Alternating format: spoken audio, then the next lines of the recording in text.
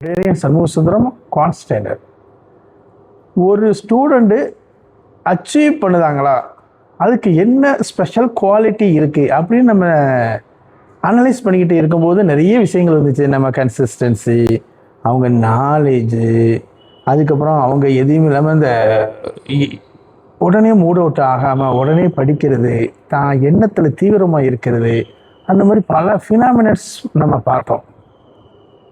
எனக்கு இந்த வெற்றியாளர்கள்ட்ட ஒரு ஸ்பெஷல் கோணத்தை நான் பார்த்துருக்கேன். நம்மகிட்ட படித்து நிறைய குழந்தைகள் இன்றைக்கி பெரிய லெவலில் பெரிய இடத்துல ஆஃபீஸில் பெரிய லெவலில் இருக்காங்க. அப்பப்போ பேசுவாங்க, டச்சில் தான் இருக்காங்க. அப்போ அவங்களுடைய ஃபினாமின், அவங்களுடைய அந்த ஸ்பெஷல் குவாலிட்டி என்னதுன்னா, அவங்க அந்த சாதாரணமாக இருக்கும்போது இந்த மைண்ட் ஜாக்கிங் அப்படிங்கிற ஒரு வார்த்தையை நான் உங்களுக்கு இன்றைக்கி இன்ட்ரடியூஸ் பண்ணுவேன். மைண்ட் ஜாக்கிங், அதாவது ஒரு கஷ்டமான நிலைமையில் இருக்கும்போது நான் வேலைக்கு போயிட்டேன், சம்பளம் வாங்குறேன், எங்கள் அம்மாவுக்கு ஒரு பட்டுச்சேலை வாங்கி கொடுக்கேன், எங்கள் அப்பாவுக்கு ஒரு பைக் வாங்கி கொடுக்கேன், நான் ஒரு நல்ல ட்ரெஸ் பண்ணுறேன், நான் ஒரு வீடு வாங்குறேன் அப்படிங்கிற கற்பனை பண்ணுறாங்க. அது ஒரு ரொம்ப ரொம்ப ரொம்ப ரொம்ப முக்கியமான விஷயம் நினைக்கிறேன். எப்பப்போ நமக்கு ஒரு சலிப்பு, அதாவது வாழ்க்கையில் மிக மோசமான விஷயம் என்னதுன்னா சலிப்பு தான். அந்த சலிப்பு அடையும் போது நம்மளுடைய ஒரு பிரகாசமான வாழ்க்கையை நம்மளுடைய ஆசைகள் நிறைவேற மாதிரி நம்ம யோசிச்சு பார்க்கறது தான் மைண்ட் ஜாக்கி. அது மட்டும் இல்லை, 7ஆம் தேதி, அடுத்த மாதம் 7ஆம் தேதி நமக்கு ஒரு NTPC exam, railway NTPC exam.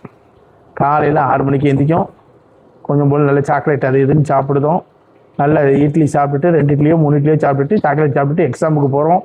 உள்ளே போய் உட்காருதோம், சிஸ்டத்தில் கொஸ்டின் வருது, நம்ம எதிர்பார்க்குற கொஸ்டின் ஒரு 5 கொஸ்டின் வருது, எதிர்பார்க்காத ஒரு 3 கொஸ்டின் வருது. அந்த கொஸ்டினை நம்ம எப்படி ஹேண்டில் பண்ணுறோம், அதுதான் சக்ஸஸ். நமக்கு என்ன தெரியுது, நமக்கு என்ன தெரியலைங்கிறதெல்லாம் பிரச்சனையே இல்லை. அந்த சிச்சுவேஷனை நம்ம எப்படி ஹேண்டில் பண்ணுறோம் அதுதாங்கிறது தான் முக்கியமான விஷயம்.